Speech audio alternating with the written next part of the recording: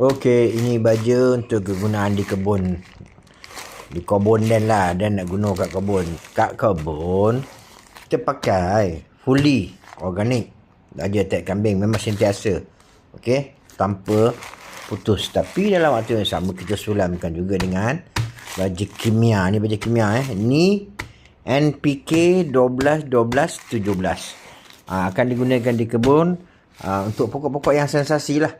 Yang dah bersedia untuk mengeluarkan hasil, kita gunakan baju ni. Tapi baju ni tidak secara hari-hari dah kan. Dia tak ada. Kita guna dia 3 minggu sekali ataupun sebulan sekali. Ikut dos dan keperluan pokok tu sendiri. So ni lah, berat ni boleh tahan 7 kilo setengah. Jumlah yang ada ni 7 kilo setengah. Siapa yang nak beli sama macam aku beli ni boleh.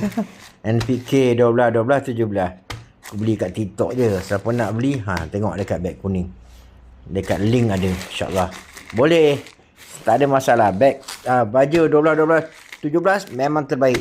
Untuk pembuahan, untuk kesuburan pokok, untuk kekalkan buah melekat dekat pokok, untuk macam-macam lagi. Kelebihan 12 12 17.